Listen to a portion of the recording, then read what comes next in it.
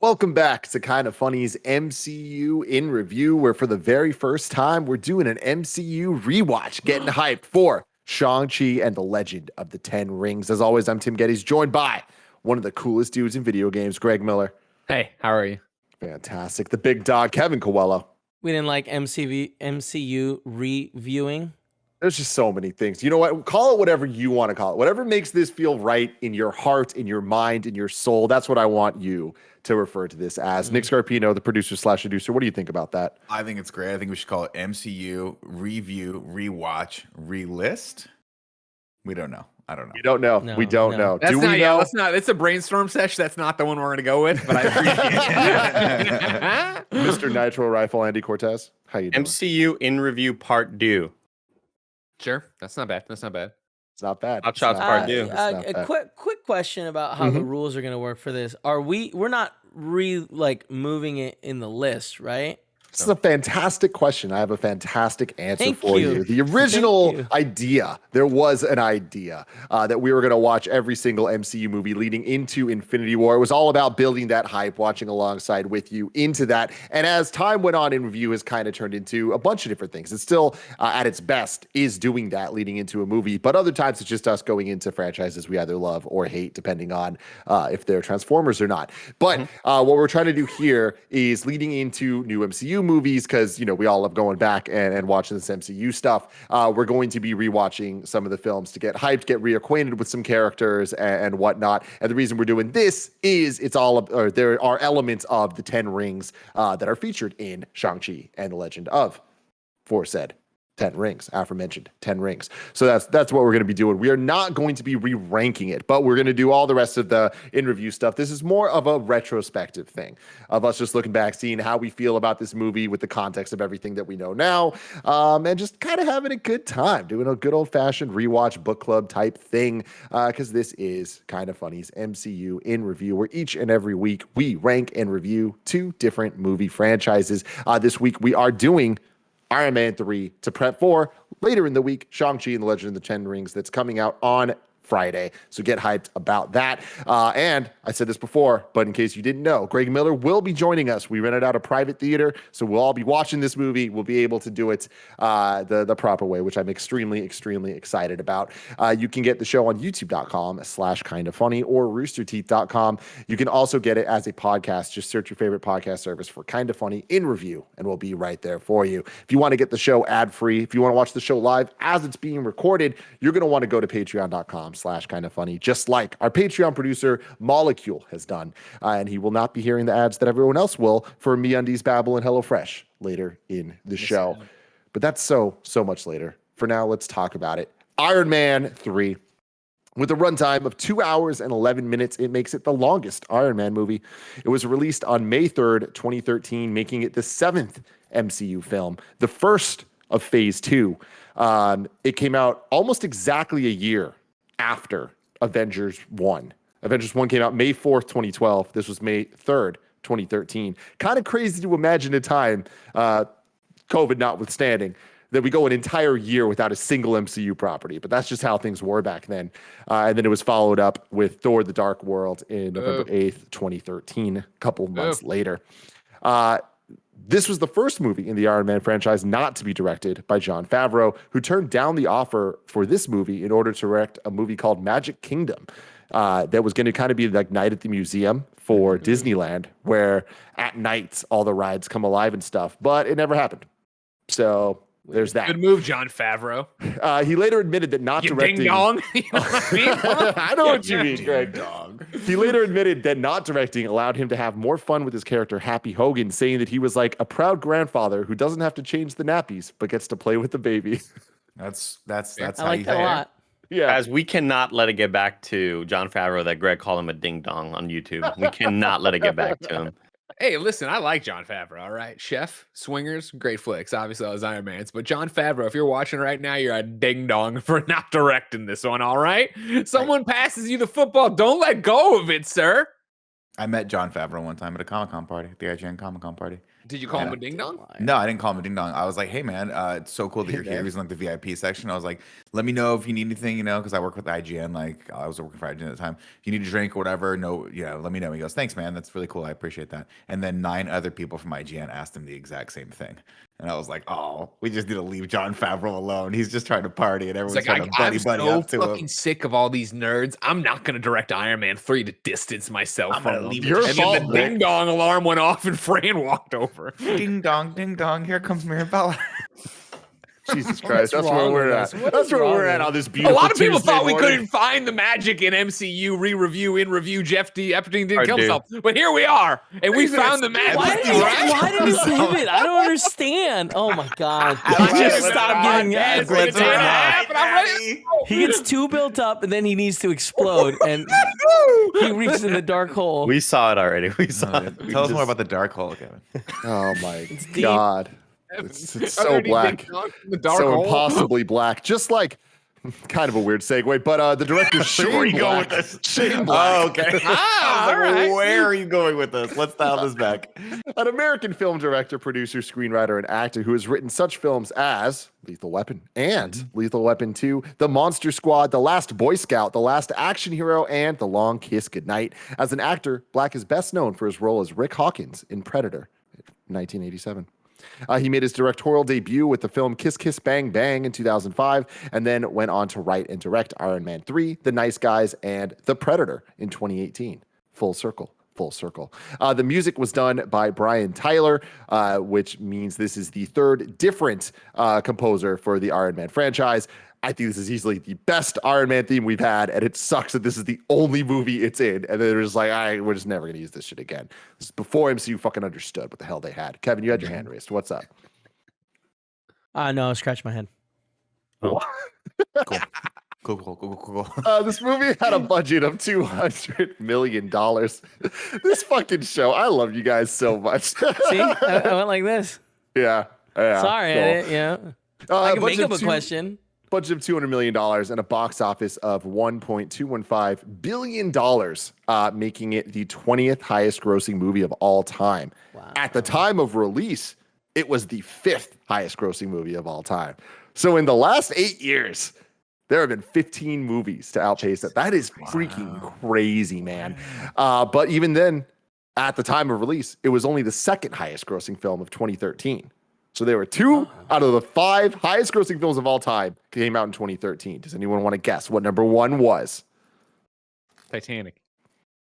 Titanic redo. 2013. Hold on. 2013. Watch. Mhm. Let's put us back in time. Let's take Hey, us hold on, back. no, just for a second. Come on, for a second. Let's give Nick the credit that he deserves for Titanic redo. I don't think This it is the deserves redo. credit. I don't think it deserves credit. Shame I- on you, Nick. Tim, how about you give me the first letter? And if I don't get it, second letter. Give me the second, both. Tom first and Hanks. second one. I don't know. Maybe we should just let this go. I don't know. Should we let it go?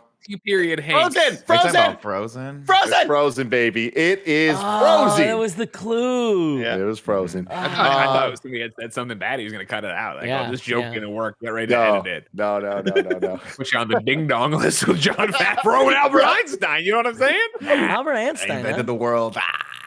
Exactly, Nick. Oh, this guy's so smart. Why is he not still alive? I know how microphones work. I do. There are Einstein. several people listening to this that have not listened since the last MCU thing, or maybe since like a year ago, and are like, what are all of these fucking jokes happening right now?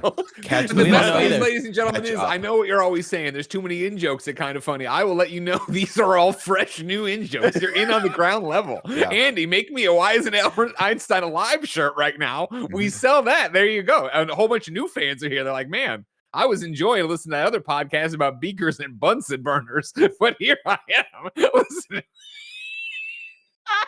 Let's go with the plot. He's so laughing. scared. He's laughing because he came up with Beakers and Bunsen Yep, burners, Bunsen burners. and that's Yeah. what got him. Yeah. That was Wait, he reached into the treasure trove of thoughts, and that's what came up, and they Tim, were good. Are we gonna do the thing where we kind of go around and give our impressions? Because Yeah, just like we always do on this show. Yeah, well, we're gonna do that. Right now, Greg was saying like, let's get into the plot. That's what he just said. Yeah, this man, you can't trust him with any authority. He's gonna pop. literally Imagine what it's gonna be like when I take 3 months off. It's been a day and a half I haven't been on content. This guy's gonna. This fucking man rob is a Starbucks. wheezing as his shirt says wheeze. Like, this is just the fucking worst thing I've ever seen in my life. The Bechdel test is a measurement of the representation of women in fiction, asking whether a work features at least two women who talk to each other about something other than a man. And this movie barely passes. This feels like one of the 20th movie we talked about recently that barely passes based on one conversation, and even then it's debatable. There's a scene of Maya and Pepper on the bed where they're discussing the corruption of ideals of her work, but like even in that conversation they are still talking about both Tony and Aldrich. So it's kind of like it's complicated, but whatever. I'll give you the barely pass there. Let's start this off with one. Andy Cortez, what did you think about your rewatch of Iron Man 3? And just so everybody knows, we also watched the one shot, All Hail the King, that originally came out as a bonus feature on the Thor Dark World Blu-ray release, but is now re-released on Disney+.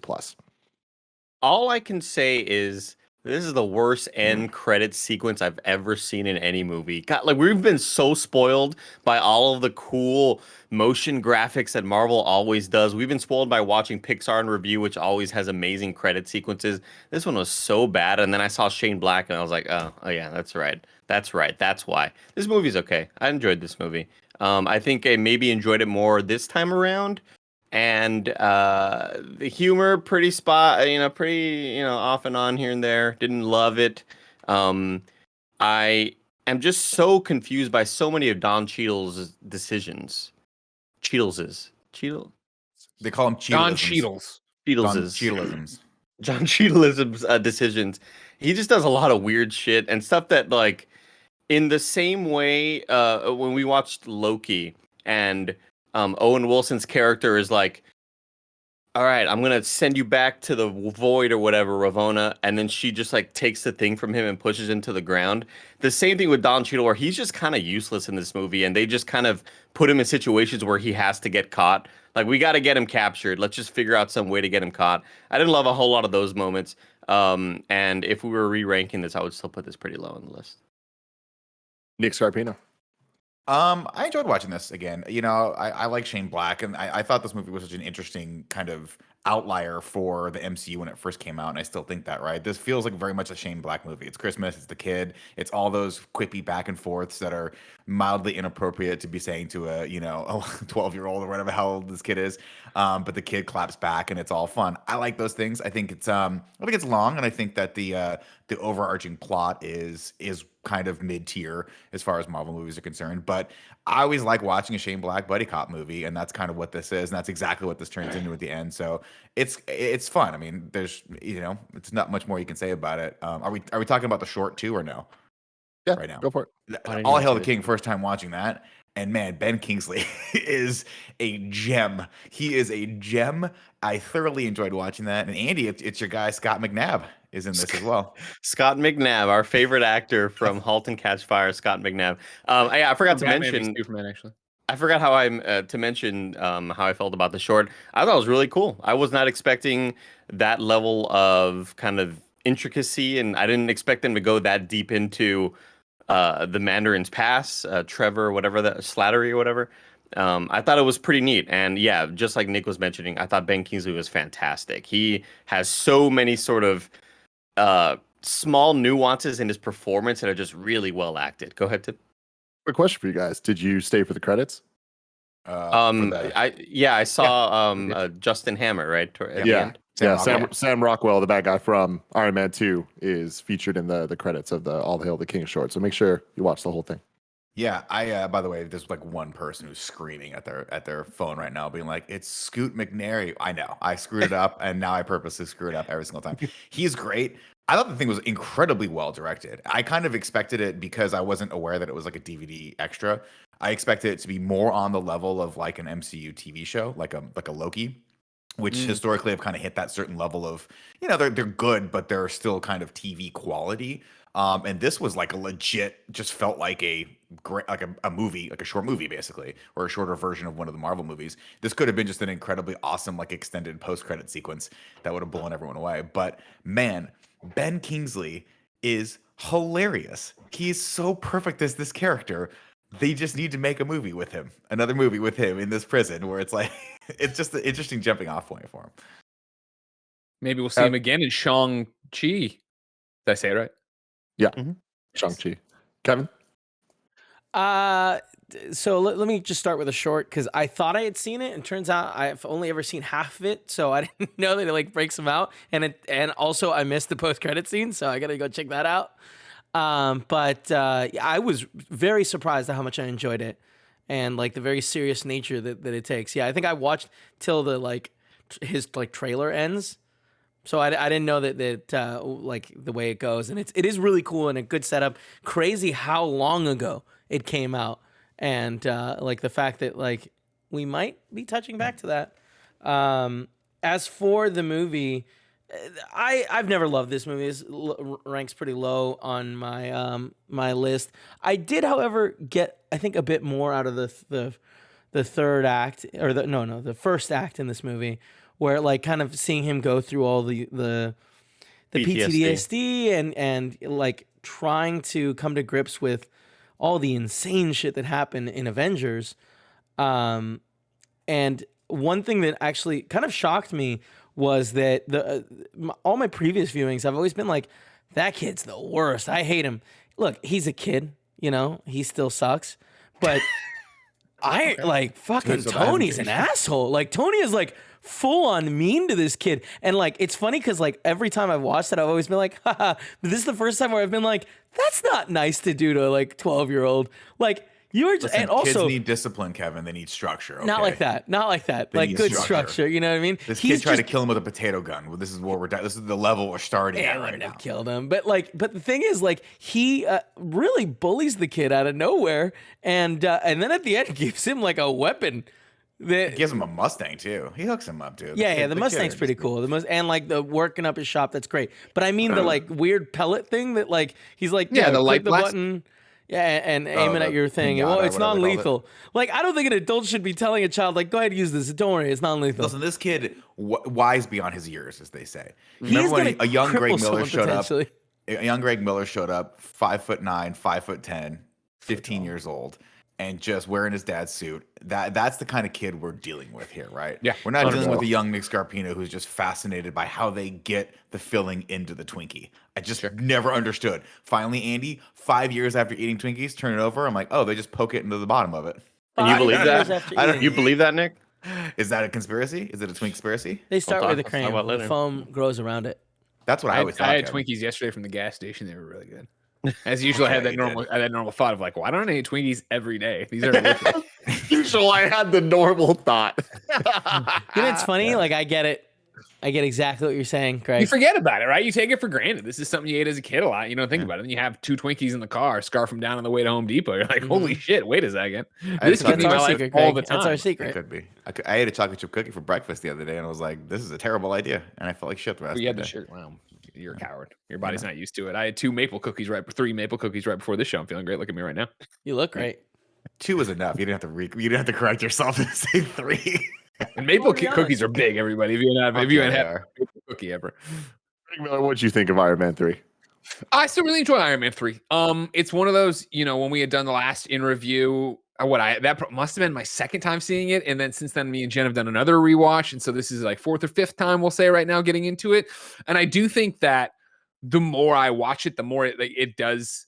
I like it. I like it for what it is. I like it for being this Robert Downey Jr. vehicle, right? Which I know sounds silly, but it is so much like not him in the suit, not him being Iron Man as much as him being Tony Stark, which I enjoy. And I enjoy seeing him in these, like you're talking about, Nick, silly situations of a Shane Black buddy cop thing, right? And him going through. And like I still love him, Nathan Draking it through, the Mandarin compound, taking everybody out with his different weapons and stuff like that. But I do stand out that there's, or I should say, I do agree that there's some standout moments that always just feel weird. Like, in general, Rebecca Hall's character of Maya, right? Like when she got taken out and shot by Aldrich this time around watching, I'm just like, man, she really didn't do much in this movie. You know what I mean? Like she shows up in the beginning to show that she's working on the thing. Okay. Shows up again. It's a double cross. Okay. And then a shot. And it's like that thing of like, it's my 5th time watching this movie. And this morning I'm like, but she's not all the way bad, right? You know what I mean? It's like, she's just there to further the plot and move the vehicle along, which is, underutilizing her and that character, obviously. But I would disagree a little bit. I mean, she was an underutilized character for sure. But what I like about this movie is that it's sort of about like Tony's understanding of it, furthering his journey, right? And I never really caught the first time until I kind of sat back and started analyzing it.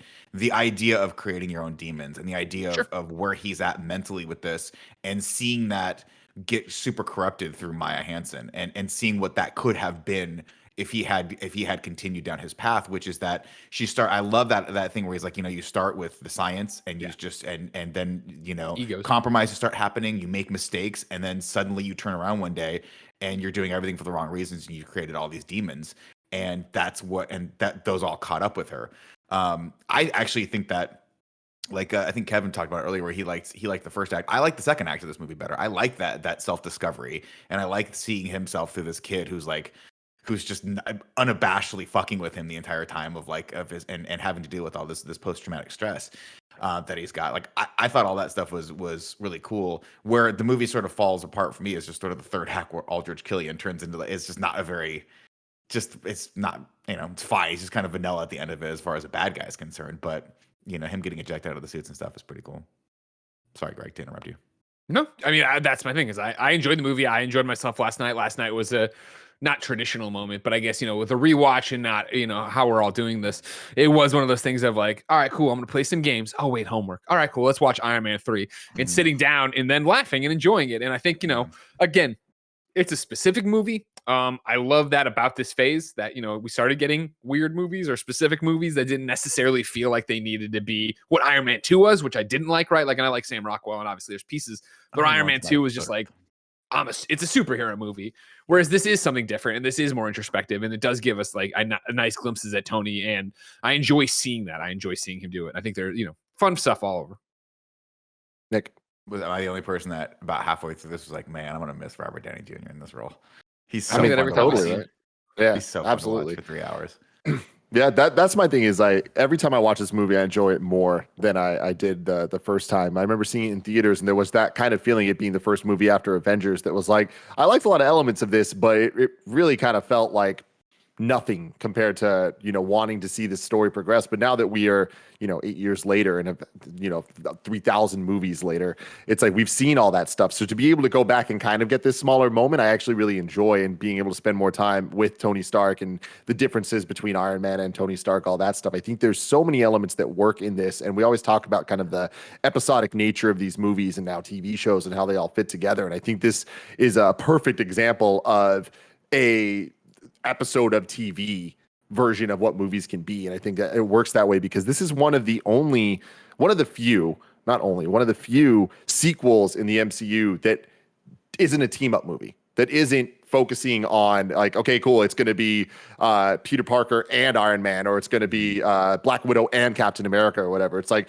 it actually strips it down even more, and it's not even that much Iron Man, it's more Tony Stark. And I thought that was a really good call, and I totally disagree with Andy about the end credit scene. I fucking love it, and it backs up the TV elements of this, it feels like a TV thing, looking back at all the other seasons, kind of celebrating the whole like Iron Man Magnum PI thing. Totally, the franchise. I love that, and I think it really, really works for this movie and what this movie is. I don't think it could have worked in other MCU movies. It definitely has its issues, but I think the more that I watch it, I would have said before that the third act was egregiously bad. And now that I'm looking at it all, I don't think there's anything egregiously bad about this movie. I think that some of the character choices don't feel in line with how they act in the other movies, like Andy was talking about, War Machine.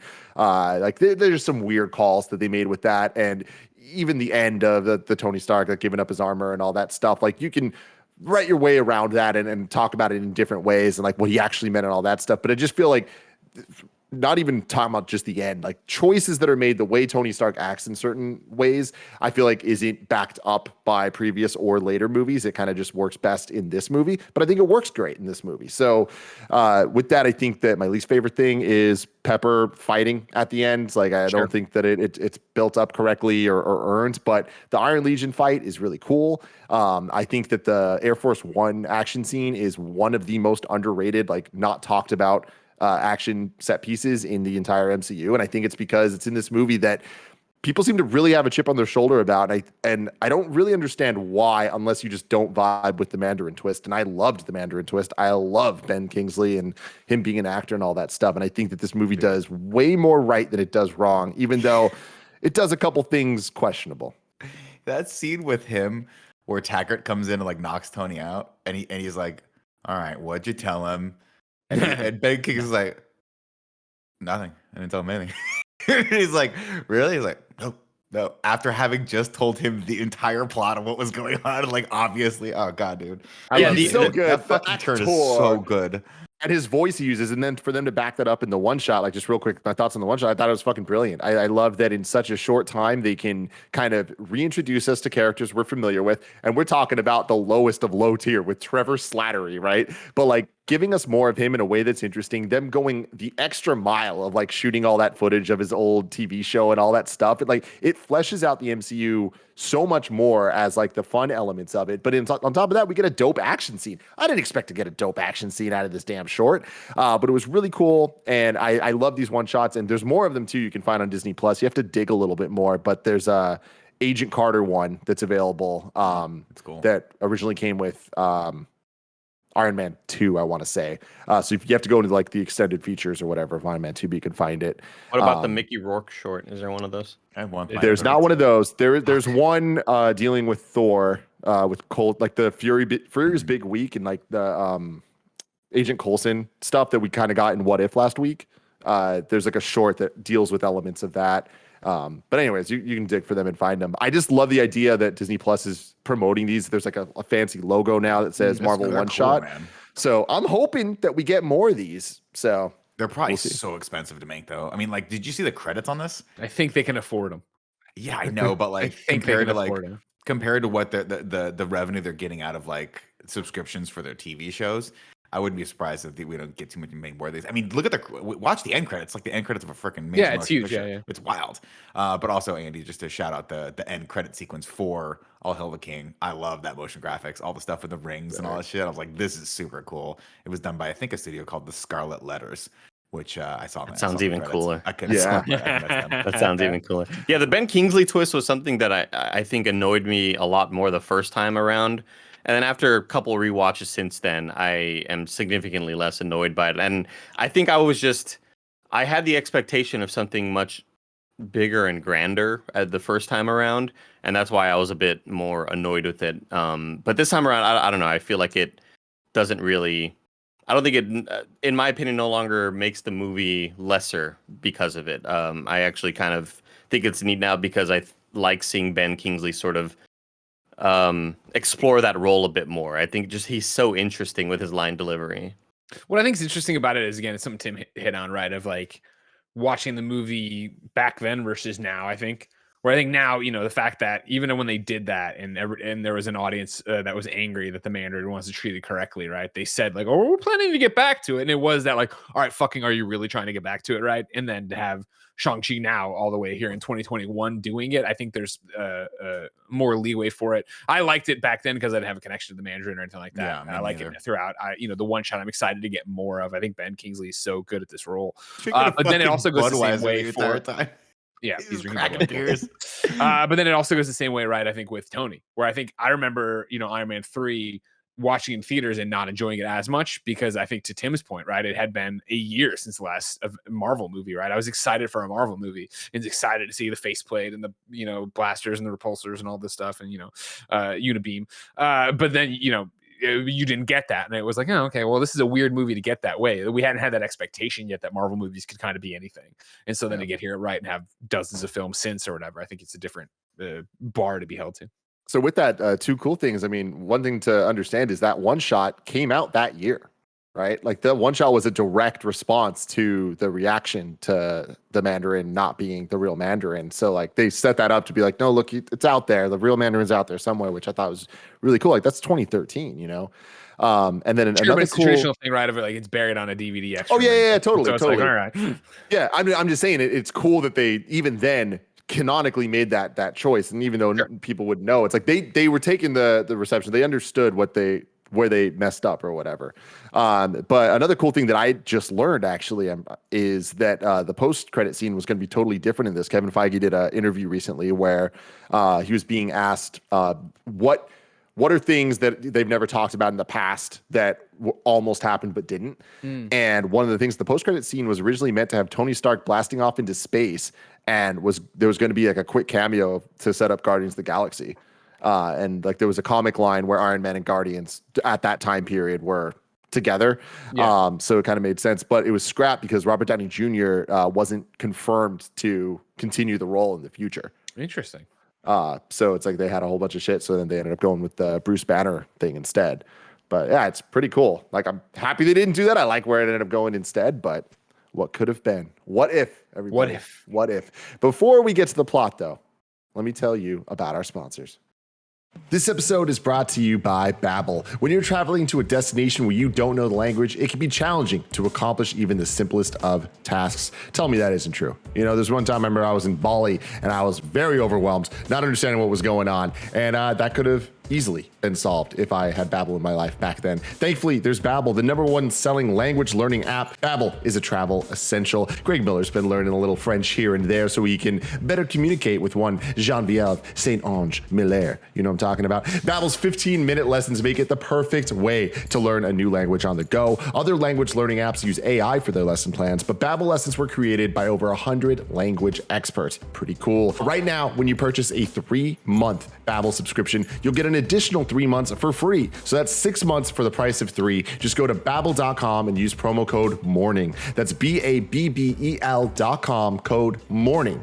Babbel, language for life. Next up, shout out to HelloFresh. With HelloFresh, you get fresh, pre-measured ingredients and mouth-watering seasonal recipes delivered right to your door. Skip trips to the grocery store and count on HelloFresh to make home cooking easy, fun, and affordable. That's why it's America's #1 meal kit. Fall is busy, but HelloFresh recipes save time you'd otherwise spend meal planning, shopping, and shopping, so you can get back to what matters. HelloFresh's family-friendly menu is a big win for back-to-school season with easy, delicious recipes for drama-free dinners. So many members of Kind of Funny have been loving HelloFresh, including Kevin Coelho and Paula Coelho. She's a vegetarian. He's not. Guess what? There's options for both. It's great. So much cool stuff. You can go to HelloFresh.com/morning14 and use code morning14 for up to 14 free meals, including free shipping. That's HelloFresh.com/morning14 and use code morning14 for up to 14 free meals. Very cool. Go check that out now. One more time. HelloFresh.com/morning14 and use code morning14 for up to 14 free meals and free shipping. And finally, shout out to MeUndies. It's fall, y'all. Replace those hydration stations with pumpkin spice lattes and go out of your way to step on crunchy leaves because the coziest time of the year has arrived. I love MeUndies. I'm obviously wearing a MeUndies shirt right now, MeUndies lounge pants, MeUndies undies, and MeUndies socks because that's the type of life that I live. I just love their soft micromodal fabric and I want it all over my body. MeUndies, can you make some bomber jackets? Please. I want them very, very bad. Imagine the softest thing you've ever felt. Now imagine that's the thing on your butt. That is MeUndies. They're designed by the country's top softness scientists to be the softest thing you've ever worn, period. It's so true. I can attest. To get 50% off your first order, free shipping, and 100% satisfaction guarantee, go to MeUndies.com/morning. That's MeUndies.com/morning to get 15% off and free shipping for first-time purchasers. And if you're not satisfied with any product for any reason, they'll refund or exchange it. No caveats, no questions. MeUndies.com/morning. One more time, MeUndies.com/morning. Andy. Plot, plot, plot, plot, plot, plot, plot, plot, plot, plot, plot, plot, plot, plot, plot, plot. I just see Kevin mouth it. What? I got into it. It's so funny. Let him be into it. Because like nobody else yelled it, and I just see Kevin go.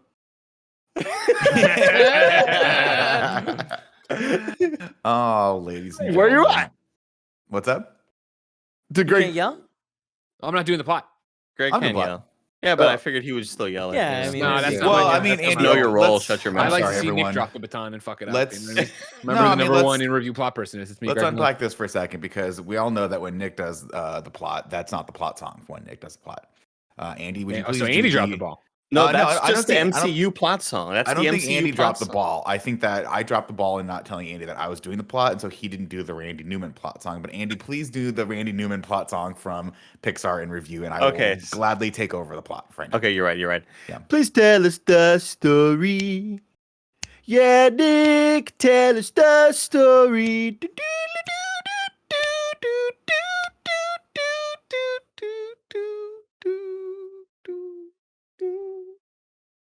We see all the Iron Man suits explode. A famous man once said, "We create our demons." Who said that? What does it even mean? Doesn't matter. I said it because he said it. So now he's famous, and it's basically getting said by two well-known guys. I got to start again. Let's track this from the beginning. And Tim, it's Yeah. that blue song that all the kids go If crazy I'm about. lying, I'm dying, Nick. There's probably this is probably the moment I marked out for in a theater most that I should More know. than Endgame. like this is one of those things where like, Mjolnir being held by Cap, like that deserved it. But like Eiffel 65's blue kicking off a Marvel movie for some reason hit me real hard. And it's just perfectly done with like credits and stuff. We get the 1999 Bern, Switzerland. Tony, of course, we get introduced to Maya Hansen here. And hey, guess what? Happy, they're all partying. And Tony is wearing a name tag that says, "You know who I am," and that is boss as shit. Of course, we get the cameo from Yinsen here, which is awesome. And if you remember, of course, he's the one from Iron Man 1 who was like, "We met one time," and this is that time they met. So Cool good. to see that come full circle. And of course, Tony is just a complete dick to him. Thank God Yinsen doesn't hold a grudge. Am I right, Andy? Because he could have been like this, "Fuck you, Tony," and then exploded his heart. But like, If I see you in a cave in the future. I won't help you at We're all. gonna I make won't it. give you any information that would help. Aldrich Killian rides up the elevator with Tony, pushes the way in, and gives him the hard pitch on aim, and Tony, of course, blows him off. Then he pulls a, "You know what? I love what you're doing. Let's meet up at the roof in 5 minutes so I can ditch these people." And of course, that's all So just a ploy fun. to ditch him so he can go spend time with Maya Hansen and talk about her research on Dick move. regeneration. And then they make out a little bit. Then a plant explodes in the next room, and Happy tackles Tony because he thinks it's Y2K, which is hilarious. Still love the And- bolo tie and the mullet. So good. I realized for the first time ever that he's dressed like Vincent Vega from Pulp Fiction, and it makes a lot of sense, and that is amazing. Everyone downstairs Wait, celebrates does the new. it? Why would it be in a costume? It's just an Easter egg. I think it's just a, hey, that was a thing that a lot of us that had Happy ponytails Hogan would back think it's there cool. did. Yeah. And if you look, he's got the same bolo tie that Vincent Vega wore. He's got the same kind of like general Is hairstyle. it something a lot of people did? Nick? It's something that a Did you, handful did of you cool ever- people did you ever do it? You Greg dressed up as Miller, Vincent cool Vega? Nick, did you people do did. this? Right. Were you wearing a I bolo mean, tie? I might have gone as Vincent Vega for a couple Halloweens in a row. Nice. That was when I was a kid because I had the Steven Seagal haircut. You got the stuff. I did have the stuff.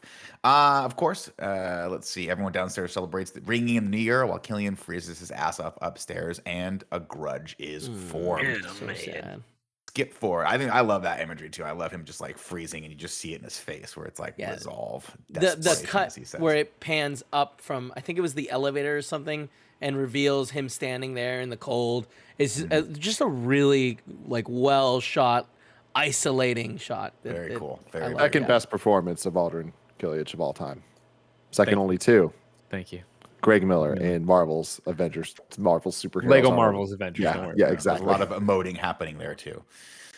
Skip forward. Now we're in the present. Tony is implanting himself with micro repeaters. Jarvis, drop my needle, and of course, a dope beat plays. But not just a beat, Tim. This is the first. This is the first little inkling that this is a Shane Black movie because this is a It's Christmas, song. motherfucker. And of course, this starts a fun sequence where Tony starts calling pieces of the Mark 42 suit to him remotely, and it goes well at first, and then immediately comes way too fast, and it all goes to shit. Tony didn't think things could get any worse. Then, of course, he goes and turns on the TV. That's when he happened. Some people call me a terrorist.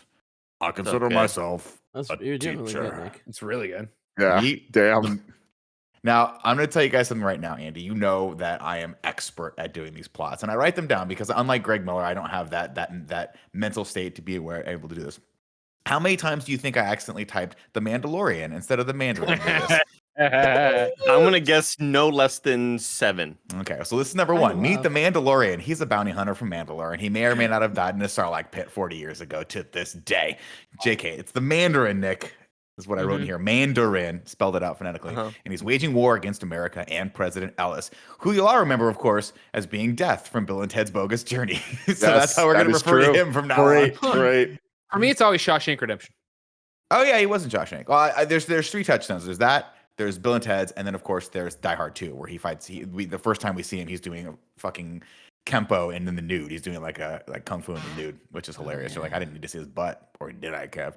A couple never Easter eggs me coming, Tim.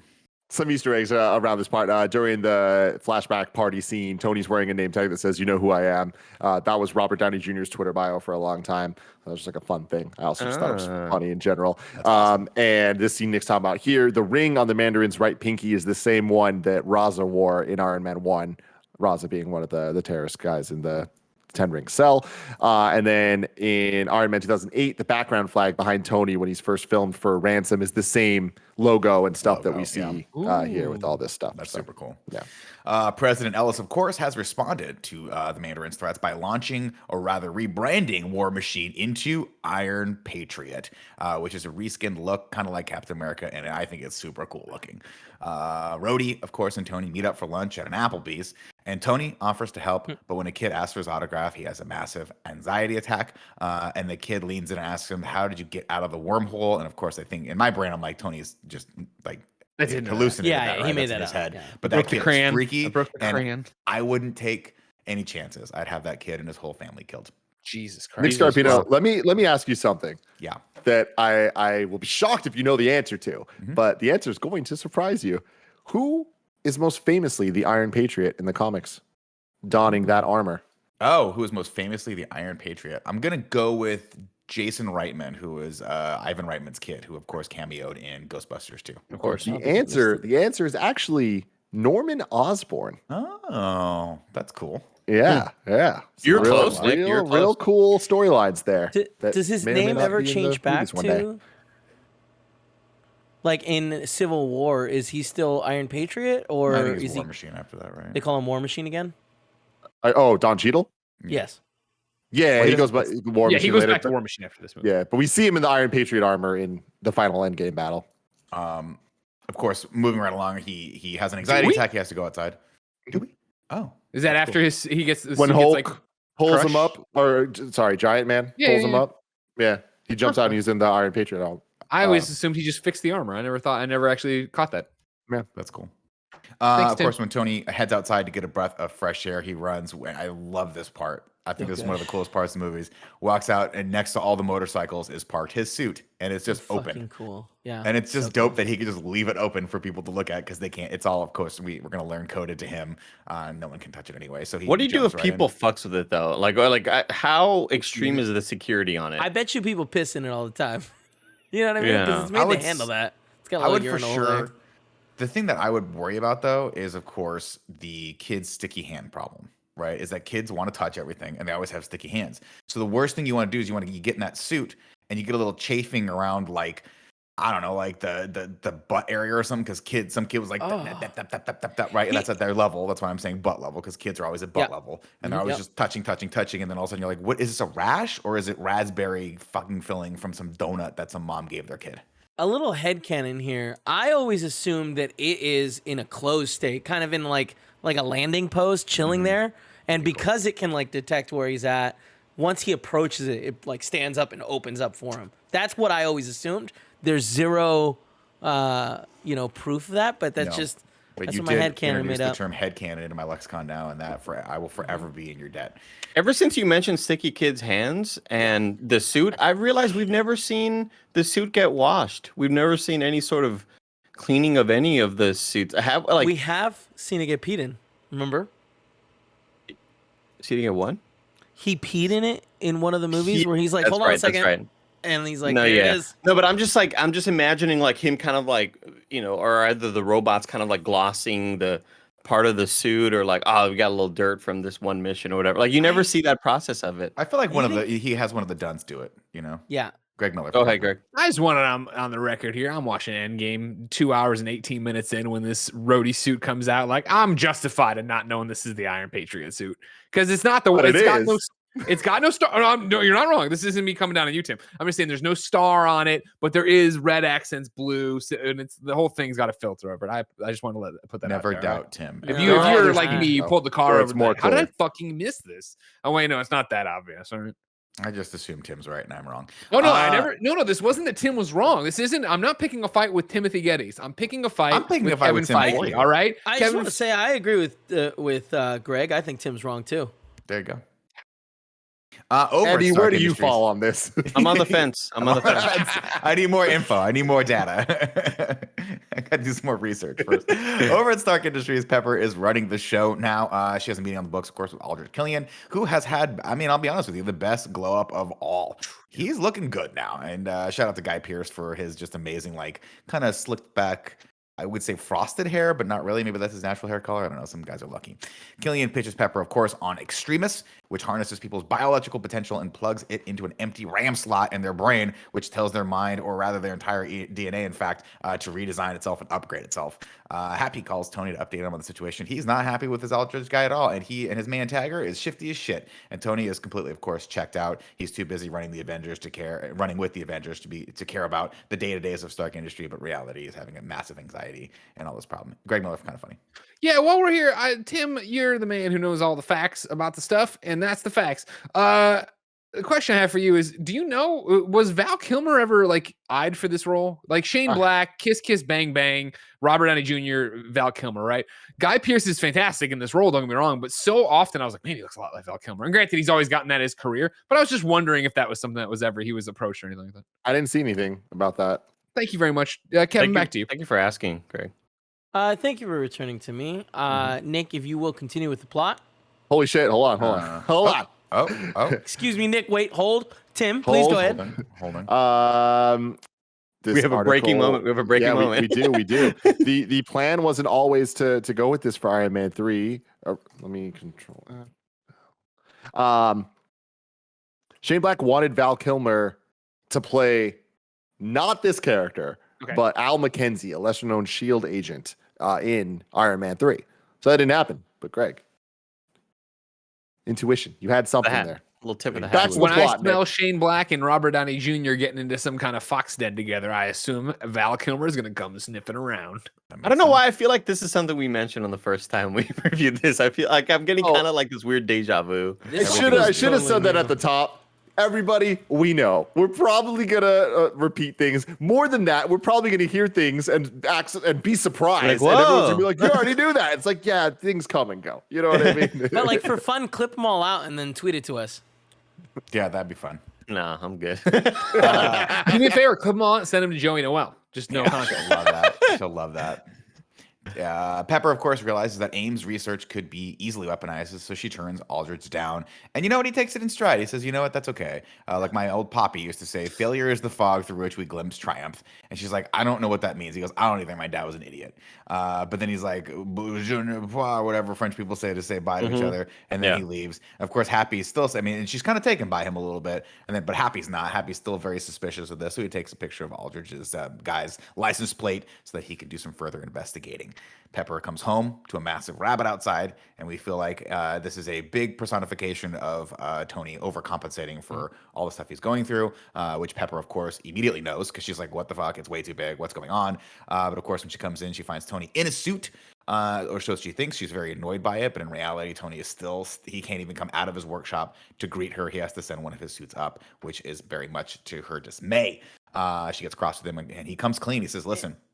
And Yes. real quick, like just I find it very odd that he isn't like working on something. He's just doing pull-ups Working out. and watching what looks like several videos.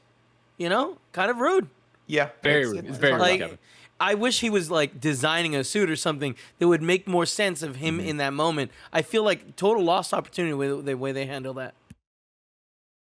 Of course, this is what I like about this movie right here is like instead of Tony skirting around the issue, he comes clean and says, "Listen, I've been a mess ever since New York, and I don't know how to deal with it." So he's like, "I do the only thing I know how. I tinker. I come down here. I can't sleep. I come down here and I tinker because ultimately he's afraid he can't protect the thing that's most important to him, which is Pepper." And she's like, "I get that, but you gotta try a little harder for me. I'm gonna go upstairs, take a shower, and you're coming with." And he's like, "Okay." That night, of course, he has a nightmare about the wormhole and accidentally calls his suit, which ends up attacking Pepper. And this whole sequence is terrifying. And Pepper's like, "You got to get your shit together. I'm gonna go sleep downstairs." Terrifying and marked by a very awkward ending. Like it's always stuck with me. But last night, we were watching, and obviously we've seen him 5 times or whatever I was saying. I turned to Jen. I'm like, if this happened, you wouldn't react that way, right? Like I understand the suit almost got you. That sucks. She's like, no, I would immediately. We got to get you out of this house. We got to take you. We got to, let's help you. And Pepper's like, I'm going downstairs after he just had this like scene right downstairs in the garage breaking out of like, I'm not right. Like I'm not right since New York. But here's the thing: what you got to understand is, like, he's been on edge, and I'm sure staying up. And she's been like, "Hey, go to bed. You're staying up too much." And he's like, "I'm working on something. I'm doing something." And she doesn't see any progress. So like, I feel like this is something that I can relate to personally. What? I said, who can relate? Yeah, I could 100% relate to this. And let me tell you, there's a difference between what you're describing and then like the night before or the morning, or whatever, hours before this incident happens, you tell Paula, I have PTSD. I'm freaking out. I'm falling apart. I'm unwinding. I'm having a very big mental breakdown right now. See, Kevin, you'd yeah, be the robot all surprised. have come up and they start feeding you cookies in the middle of the night. Yeah, Paul's gonna be pissed. All right, understandably so. I was just like, here, I'll The disagree with you, vacuum though. turns on, starts vacuuming the bed. It's just bringing. I really think that she's glass been of milk. He's like, dealing with stuff like this all the time and telling him to leave the suits, alone. Sure. Yeah. I read this the other way, Greg. I read this like Pepper was kind of shocked and scared and was like, I need to get out of here because if you woke up to a massive Iron Man suit fucking grabbing your arm, I think that would be a little jarring for you. And I think I had that feeling for her, or at least the character of like, this is a moment of self-preservation for me because this has gone too far. I need to extract myself out of this dangerous situation. And that's how fine, but be a little less rude, right? I was You're gonna being a say little she rude. like fucking You're being mean. she feels all that and then she jabs Tony rather than like, I know you're having a mental breakdown. Let's get you out of here. Take the things out of your arm right now and let's go to the therapist. Like But I need that's to leave and escape from the situation. I understand you're going through some shit, but I need to leave for self-preservation. I don't want my thorax crushed in the middle of the night. And let me don't say some mean shit to you because I think as she leaves, what are the exact words that she says? She says like, you got a baby dick, and she walks out. fucking. She says like certain, cuddle though, with that or something. I'm certain that he was like, I'm gonna put these things in my arm, and it's like I'll be able to call it with my mind. And she was like, "Don't." There's Evan, no you reason can't to do that. You can't assume things that didn't. I'm positive. Though, I mean, like, I get it. You don't get it. You don't get it. You haven't been there. You know what I mean? I think it's back the other way where he didn't even tell her. Let's chip Andy. Because again, remember, she's like, oh, that's Mark 15. He's like, yeah. And it's Mark 42. Yeah. Anyway, that night, of course, Happy tracks Taggart over to meet, or sorry, Savin. I think I keep calling him Taggart. Maybe it's Taggart. I'm getting these wrong. Over to meet over the Chinese theater over in Hollywood, where he passes off a drug to a former Marine.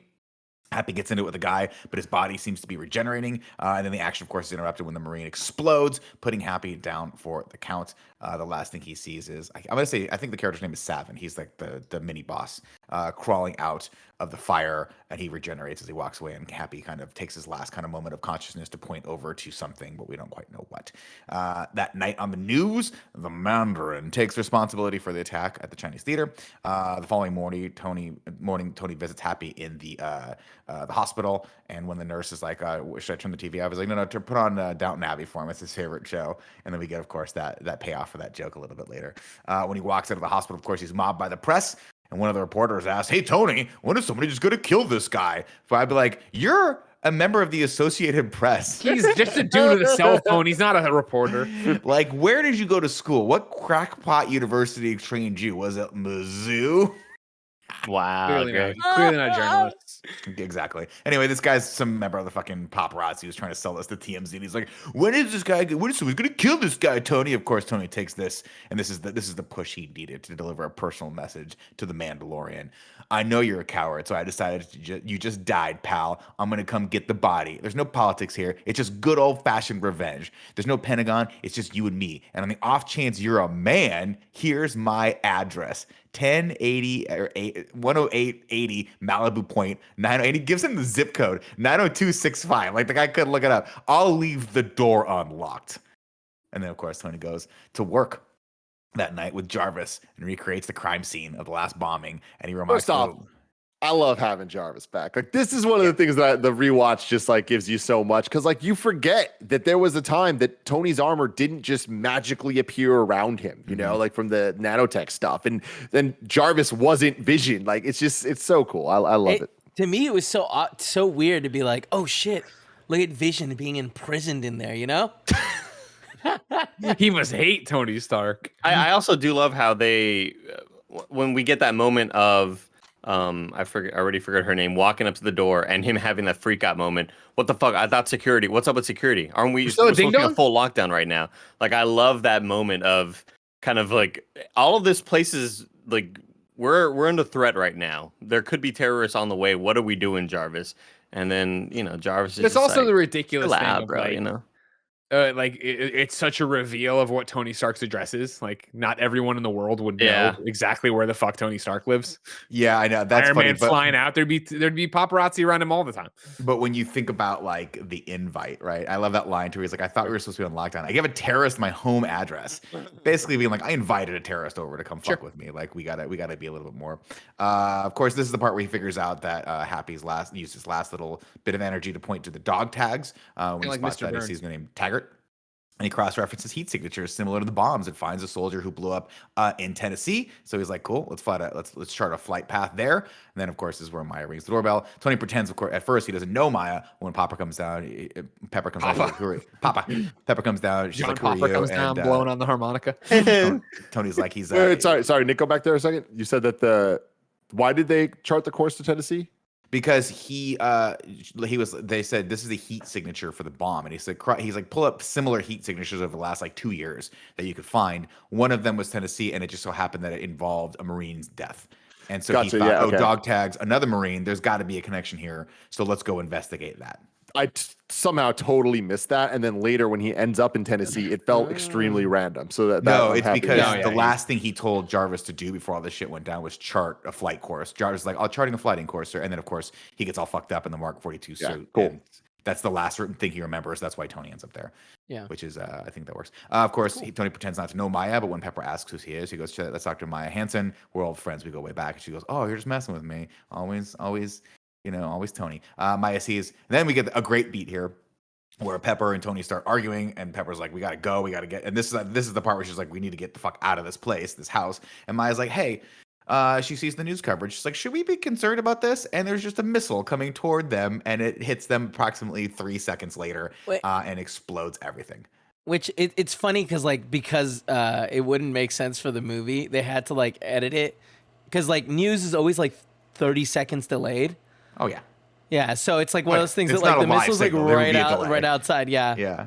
That would have hit them approximately 20 seconds before she figured it out. But it's cool, and we get this great...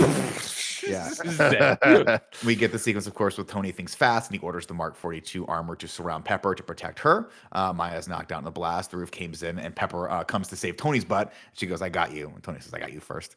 Pepper gets clear of the structure, and Jarvis lets Tony know that. He goes, "Pepper is clear. Miss Potts is clear of the structure." So he calls the Mark 42 armor back to him as a bunch of helicopters open up on the house. But the suit is only a prototype and not combat ready, so it has to improvise. He blasts the piano at the first chopper and then throws one of his little arm missiles at the second one, but the third one manages to bring down the entire house. Fantastic scene. This entire thing, I love it. I think that the pacing is so good, and like oftentimes with these type of movies, it really just kind of feels like CG destruction for destruction's sake. I really feel like they did a good job of shooting this, and kind of like the way that the camera is moving us through all the action, like really kind of shows us like his house is that we know is gone. And like here's how it's all dealing with it. And like it reminds me more of the scene from Homecoming where Tom Holland is like under the rubble, where it's like, yeah, this isn't just fucking like pillows flying around and stuff. There's like actual danger here and some stakes, even though this guy's fucking Iron Man. Yeah, it's painful, right? And you do fear for him, even whatever, when the rebar wraps around his neck and pulls him underwater, right? Like You're seeing the water. that's always a gruesome scene, I feel. You're seeing the water fill his helmet up too. That's the one that gets me, Yeah. where he's like, I'm gonna drown in this fucking suit. Real quick, I'm bringing it up now because I didn't say this earlier. I hate the like weird poses that he does to get the Iron Man suit on him. Also, why is it that like it was able to get on Pepper even though she doesn't have? As far as Tony we know, directed any of him. the He did the crane stance or whatever, and that's something he taught I it to think do. those look so stupid, and it's such a RDJ thing. Convenient. All the little suit pieces are like, crane stance, crane stance. Go to Pepper this time. Go to leopard Like, you stance. can hear. Give me snow leopard. Snow leopard is like, So the Come on. poses he does are of a specific martial art, and he in real life it was training at this time to get his black belt in it, which is I cool think as it's also shit. the same stuff that he used in Sherlock, right? Or in It Sherlock was. Holmes. Yeah, Yeah, exactly. because he has that same, Same style. fighting Like, style. there's a moment where he walks up, it's like wushu or something. He walks up to that like more traditional like punching doll thing that they use. It's like it looks like a Oh, yeah, it hanger. is, like- It's like Yeah, the sticks. it's really cool looking. Yeah, I think he just does it well. Of course, he gets pinned to the bottom. Jarvis says, "Sure, take a deep breath," and then one of his hands shoots out, and then grabs him and pulls him out of the So rubble. cool. And then skyrockets him into the air as Savin and the rest of the goons in that third helicopter take off in the opposite direction. Tony wakes up as the suit is about to crash land 5 miles outside of Roseville, Tennessee. And he's like, what the heck are we doing here? And Jarvis, of course, is like, sir, I think I'm having a malfunction. I think I have to sleep now. And Tony ends up exiting the suit. And he's like, oh, shit, I got to go back into the suit. It's a little brisk out here. But then Jarvis kind of dies for a hot second. And Tony's like, don't leave me, buddy. And it's kind of sad. Yeah. You're like, oh, no. I think I need to go to sleep. Do we think the suit dried him off while it was flying over to Tennessee? Yeah, because you have to feel like there's a couple holes in it, right? So you get Right, like a nice right. I cold mean, air down it your- must have been. To He's get the still water moist out. when he comes out. That's not sweat. Oh, I think it could be. No, I'm not here to tell you why Tony Stark's moist. I'm just letting you know Tony Stark is moist. The best moisture, the best mixture of moisture, Andy, of course, is a mixture of sweat and seawater. Mhm. And Oh, I didn't know that. Yeah, that's the best moist. I was unaware. Let's see. Tony, of course, has to drag the suit over to a liquor store where he finds a poncho that he puts on, and then he finds an old abandoned, or not abandoned barn, a barn that he breaks into, but it is inhabited by a kid who has a potato gun. But when the kid realizes that it's Tony Stark, I love this whole sequence. He was like, I don't think you're gonna have the velocity to do any damage. And the kid fires off the round and like breaks the glass. And the kid's like, see, he does. And he goes, yeah, but now you're out of ammo. Tony like outsmarted him, of course. When the kid realizes he's Tony Stark, he flips. He says, is that the Iron Man suit? Tony says, of course, technically I'm Iron Man. And then the kid says, technically you're dead, and hands him a newspaper that says so much. Why does the kid have a newspaper? You know what I This mean? kid's This kid's smart, not man. This reading- kid's a scientist. No, This he's kid is the not next reading- Iron Man. I don't care how smart a kid is. They're not reading the newspaper. And I no used to read kid's the gonna newspaper all respond the time. in the way that a writer wrote for him with, well, word is it, you're dead. Like, shut the fuck up. Like, no kid would say that. Turns the newspaper like you're dead.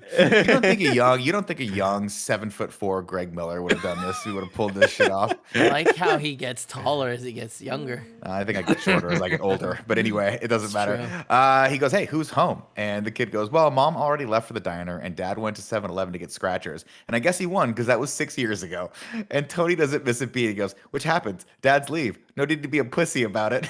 Jesus It's fucking mean. He's And then, of so course, mean to this you're kid, and it's I was gonna say you're expecting the tiniest bit of sympathy. No, no need to be a pussy about it. for someone who also lost his parents. You know what I Yeah. mean? Or at least insane. like this kid hasn't lost both his parents, but instead he doubles down and is relentless about it. Oh, he's brutal about it. But it's great because it sets that relationship up, right? And the way the kid doesn't crumble on it, then we're along for the ride. They're giving each other Exactly. shit. They're having fun. And of course, he recognizes that this kid is obviously hyper smart because he reads the newspaper. So that's all the setup you need.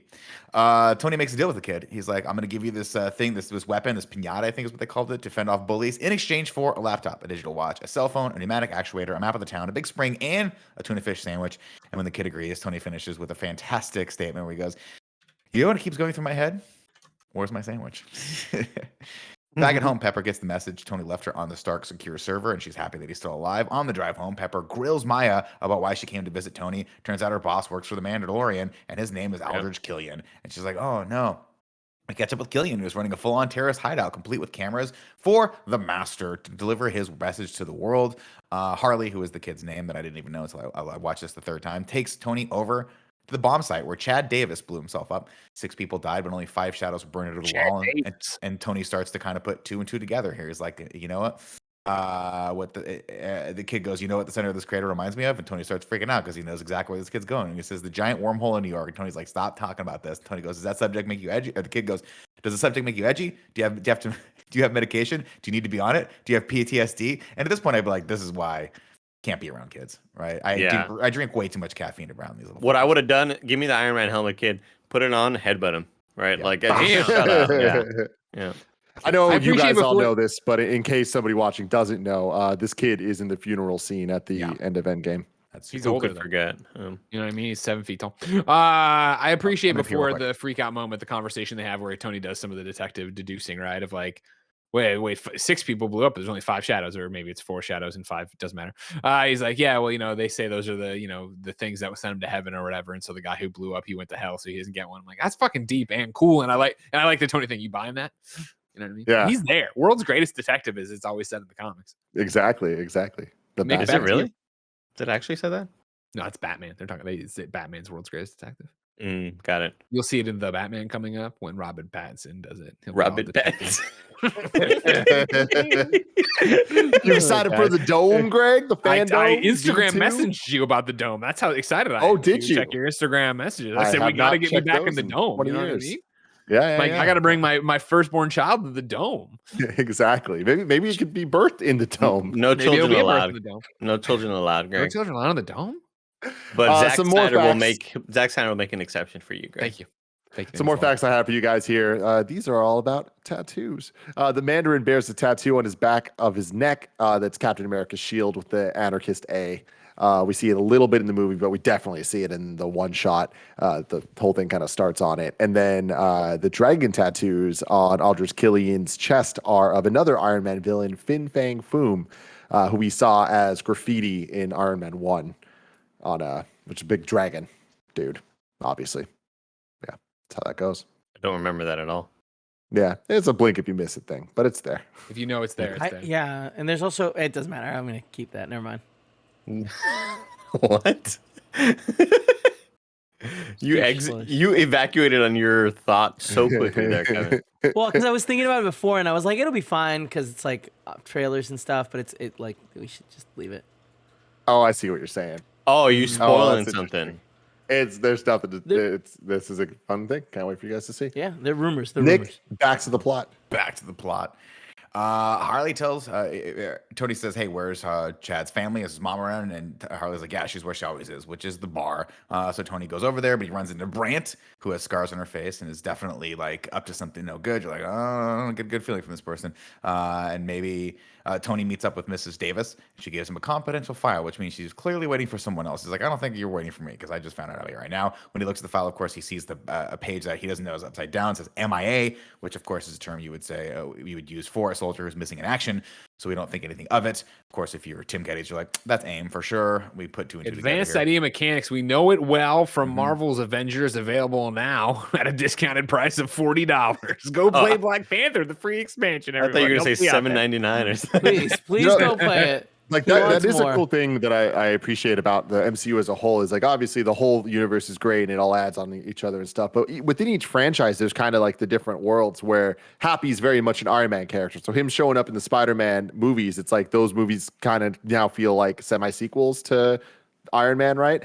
But what's cool is Iron Man has always kind of been building things that we now see in different ways, whether it's the 10 rings or they mentioned like the Roxxon oil facility and all that stuff, AIM being brought up here. It's like this is all stuff that like we haven't seen much of in the MCU, but we will one day. You got to imagine with MODOK and AIM and all that stuff at some point will happen. And Roxxon and Loki we saw in a lot of the futures that fucked up, like the Walmart thing they're at was Rock's cart and all that stuff. And that's from the oil facility at the end of this movie.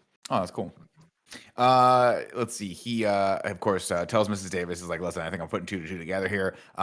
Your son didn't kill anyone. He was used as a weapon. And she's like, oh, wow, that's pretty cool. But of course, Brant interrupts and beats Tony's ass and handcuffs him. When the local sheriff intervenes, Brant pops a hole in his gut with her fire hand. Tony takes off across the street and then, of course, runs through the window, or smashes through the window of the diner, still handcuffed.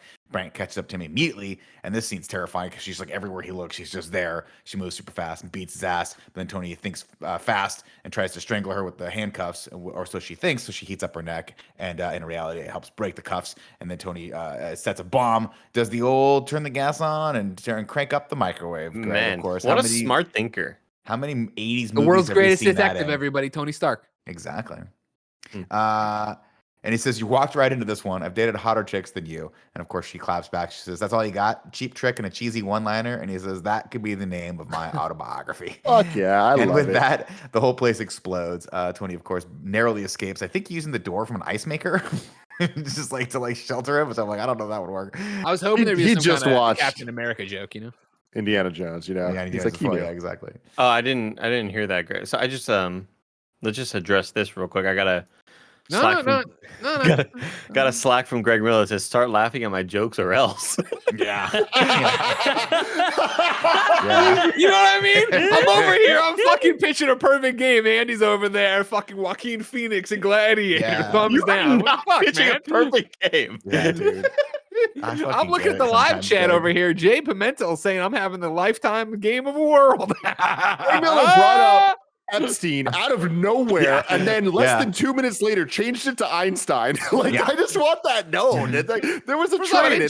Those are not related. Those are not related. Okay, all right? unrelated, but then why did they happen? Still said in the same breath. Still featured exactly. within a sentence of each other. one wheeze. Epstein and Einstein, which are just I'll two tell you right diametrically now, opposed it takes opposites. a lot of work to be this good at podcasting. It does take a lot of Here and I'm courage ready to and go, work. and I gotta pee. Go pee. I'll keep reading the plot. With that, the whole place explodes. Of course, Tony thinks he's out of danger, but he's not.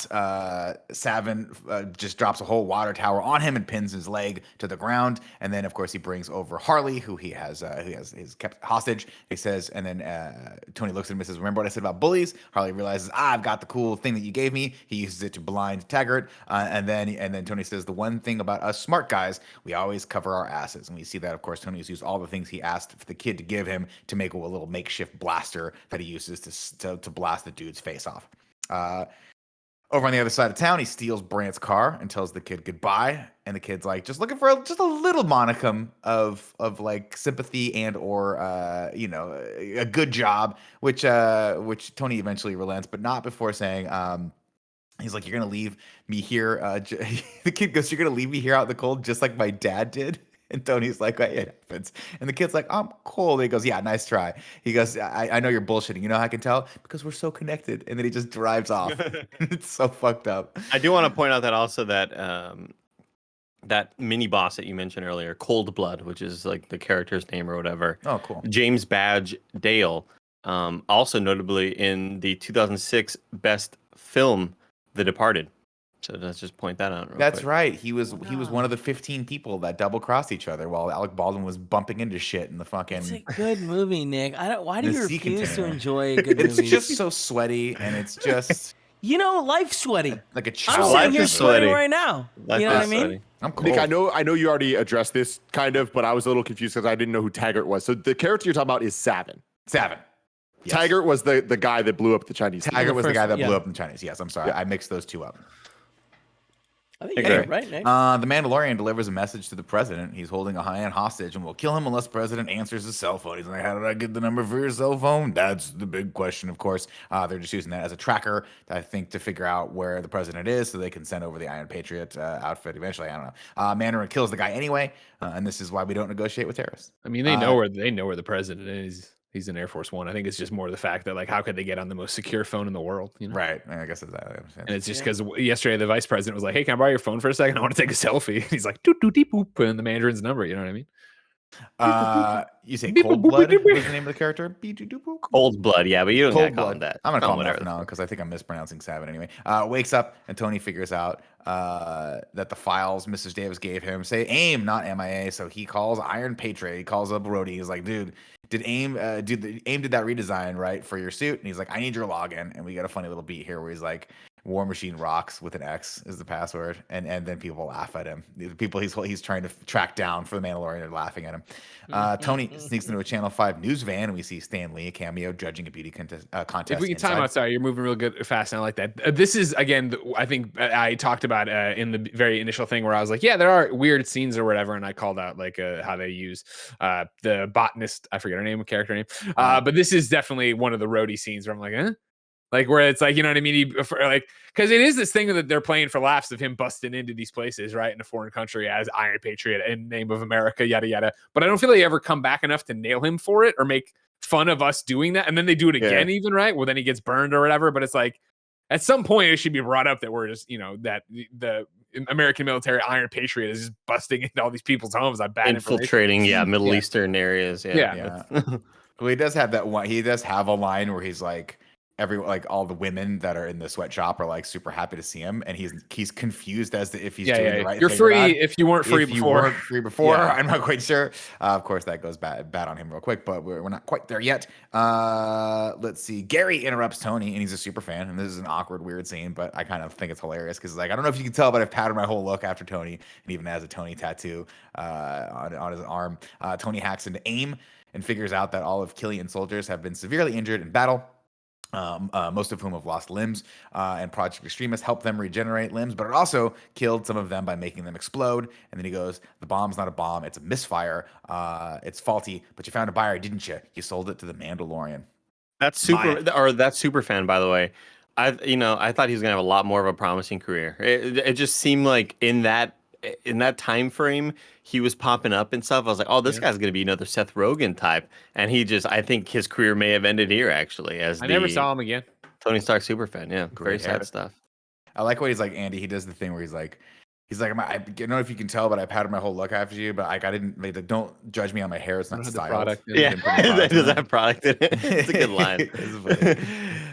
Maya tells Pepper over in a hotel room that a story about Werner von Braun, and she's like, you know what Werner von Braun said when the first missile hit London, the missile performed perfectly. It just landed on the wrong planet. And it's like, wow. So this is a kind of an analogy here for how science can get corrupted by mistakes and all these things. And like, you know, obviously she's talking about herself and how she got involved with Killian.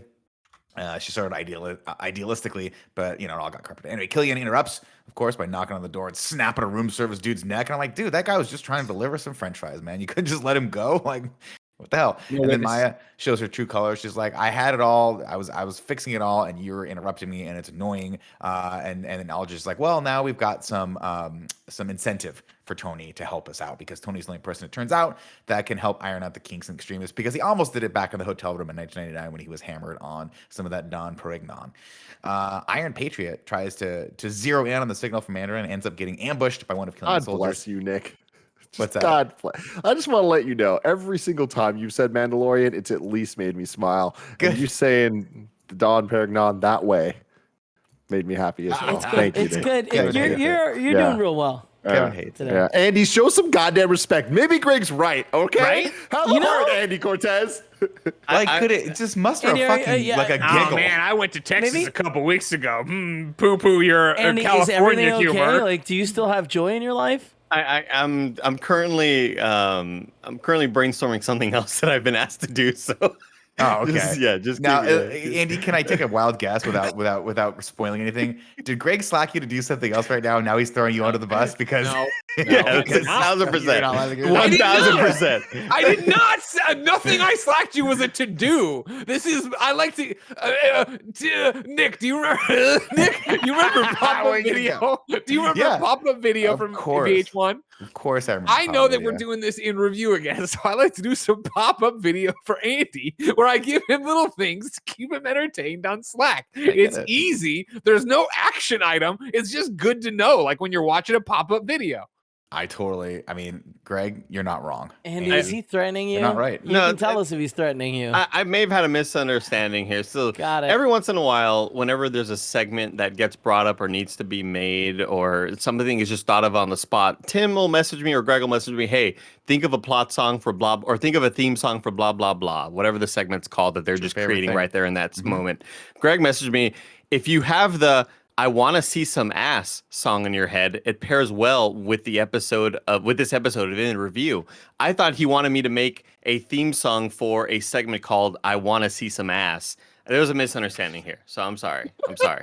I would like to. I mean, I would like to actually put it out on the table that you continue that theme song because I would like to hear the. I want to hear some. Oh, you gotta get on ass. TikTok. That song's everywhere. All right, cool. Okay. I just want to hear God. Andy's. It's just it's in my head right now. You know what I mean? Like that's the Yeah. soundtrack to this. And Sing a it's little. pairs Sing a well couple with the licks for episode. me so I know. what Ladies you're and talking gentlemen, do me a favor if you're at home right now, if you're in the car, all right, Crank it. get out your second phone, Crank ask that for your wife's fucking phone, volume. ask for your husband's phone, ask for your partner's phone, and you go on there and go to Spotify and put I want to see some ass. Play that song while Nick continues and tell me this is not a great pairing. Go, Nick.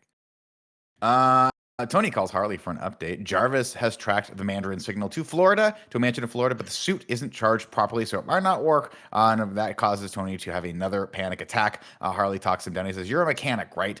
Why don't you just build something?" And then Tony realizes, "Oh my God, I have the power in me. I am Iron Man." And he goes, "You know what? You're right." So he snaps out of it. And he's like, "I don't need a suit. Everything He I need." looks up and he goes, how about that? Oh, how about that? How about It's all right here. Nick, point to your head. That's what I wrote here.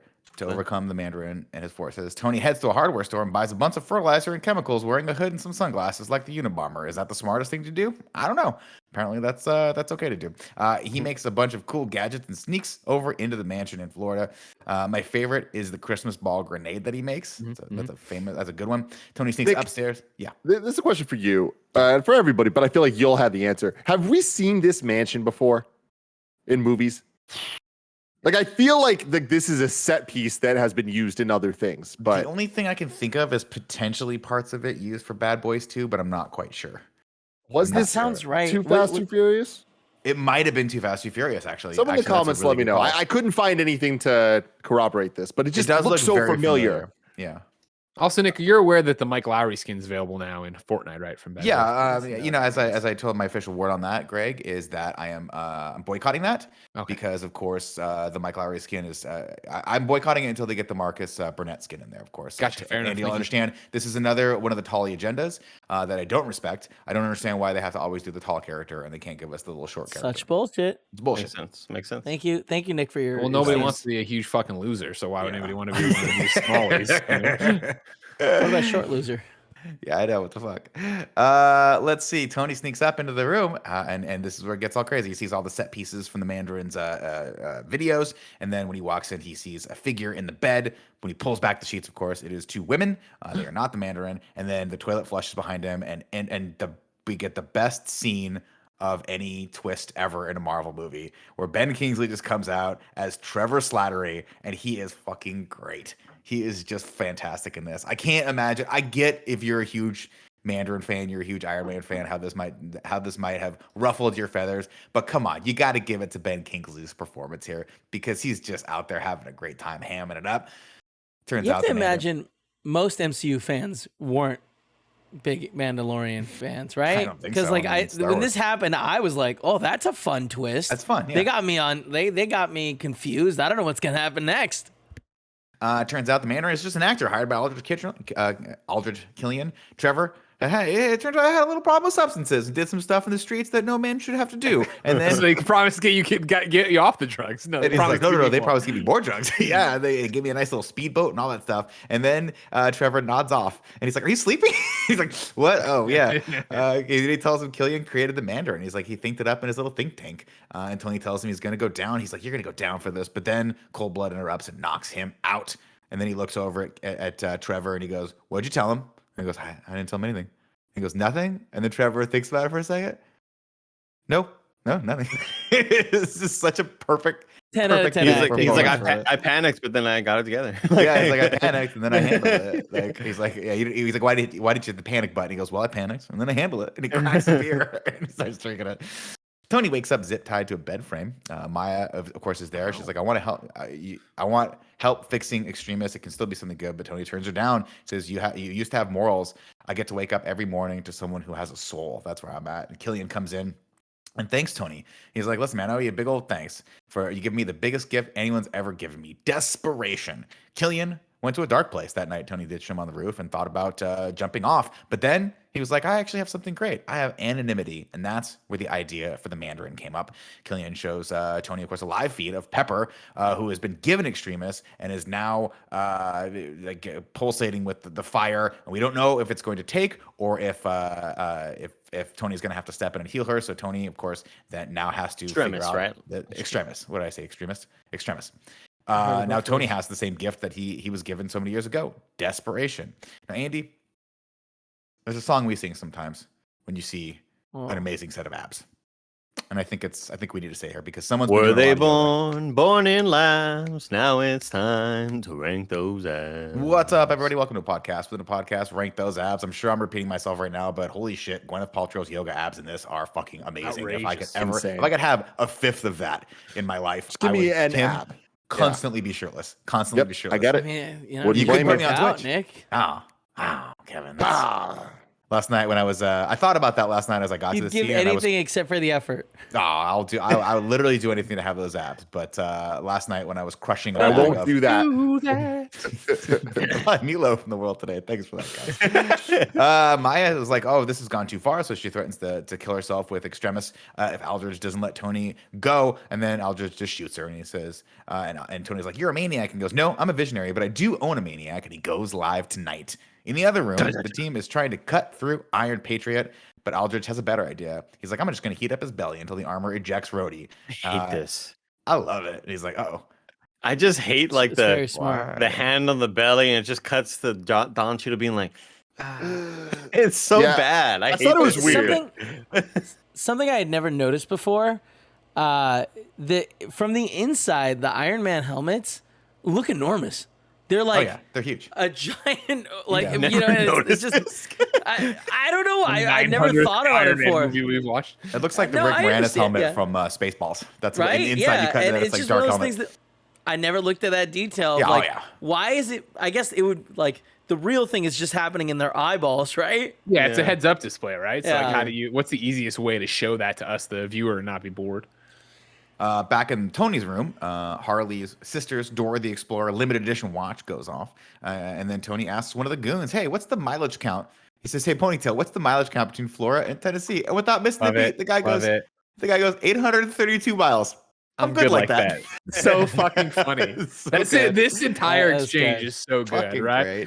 Oh, what do you do? Of So course- funny because it feels so unlike anything we've seen in the MCU. And honestly, I can't think of any movie that has this type of dialogue. But whatever it is, it fucking works. It for me. works. It's You know what great. it reminds Shane me of? Black. It reminds me of some of the more cartoony writing in What If.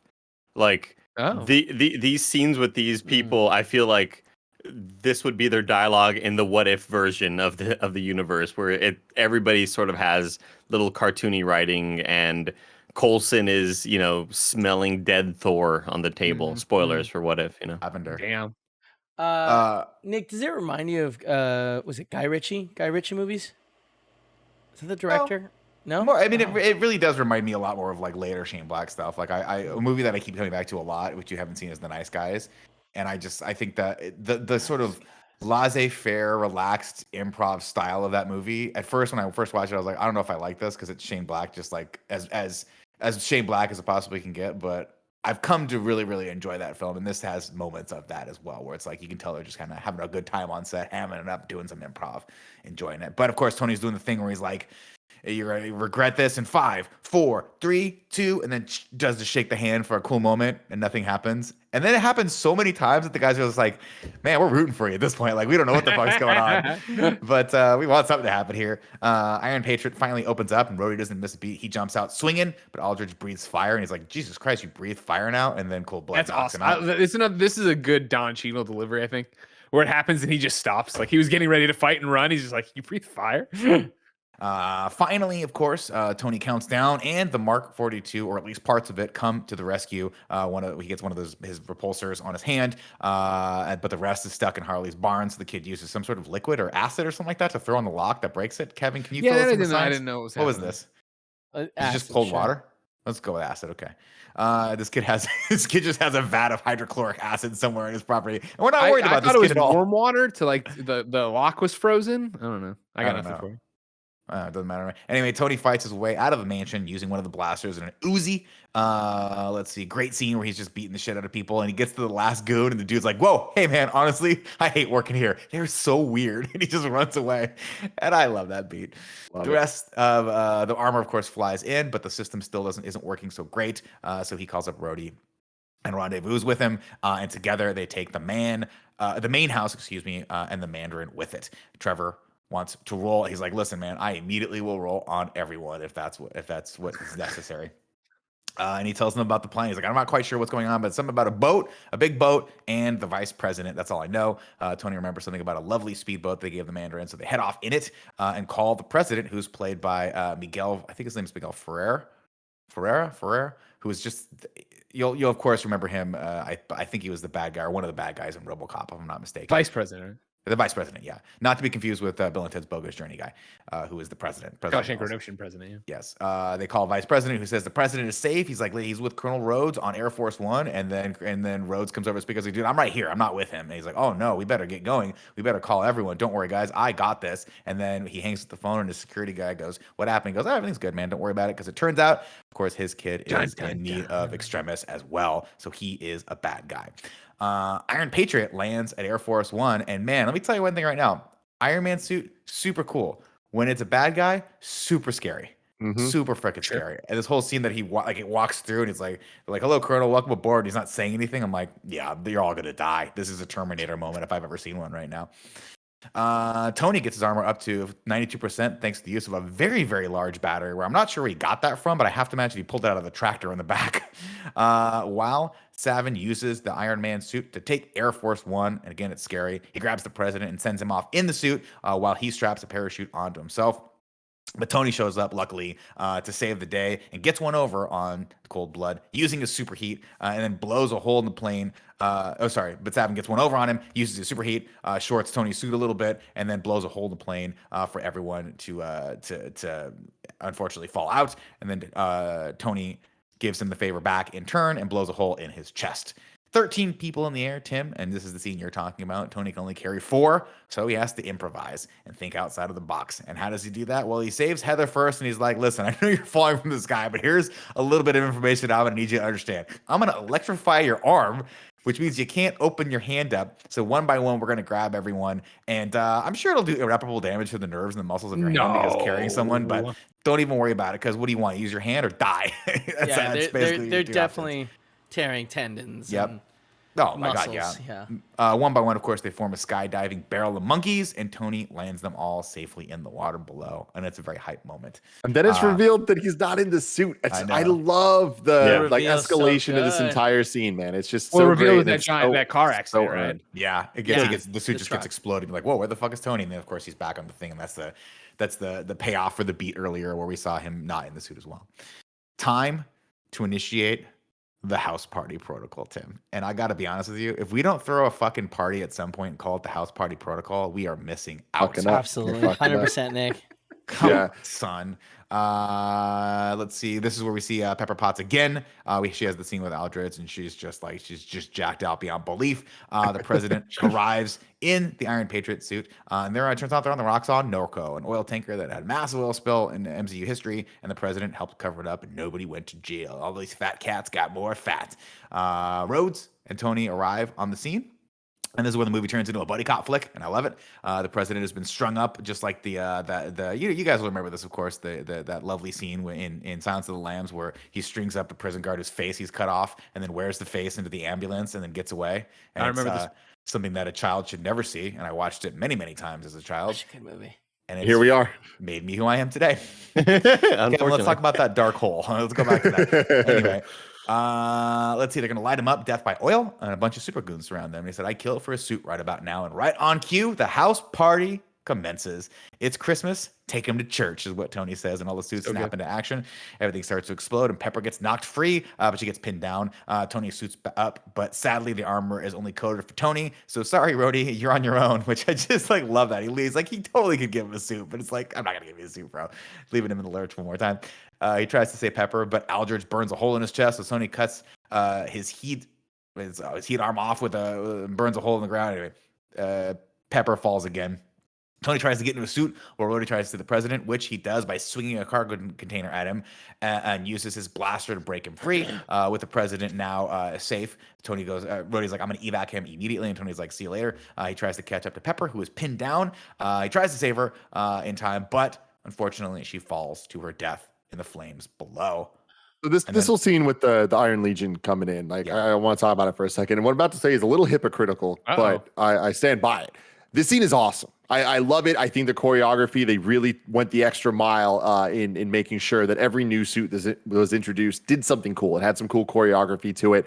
The first one we see fly in and spread into pieces to knock out multiple people, reforming, like all that stuff was so well done. But I can't help but feel it was wasted in this movie. Like this whole Iron Legion, all of Tony's suits coming. Like I know that the story supported it, but I feel like it didn't support it enough for what the house party protocol could have been insane. And like, I feel like this type of moment would have been better served as a Avengers Endgame type moment when Captain Marvel comes to save the day, where like they're fucked, they're outnumbered, and then, oh, here's this thing to come save them. And if the suits were to come in then, I feel like it would have been able to have a little bit more resonance than just each suit kind of having its one cool moment against these like some of the most faceless bad guys we've ever had in the entire MCU. I mean, you figure like with the exception of what the three we deal with, the rest aren't even really introduced, right? They're just here we are, extremist people.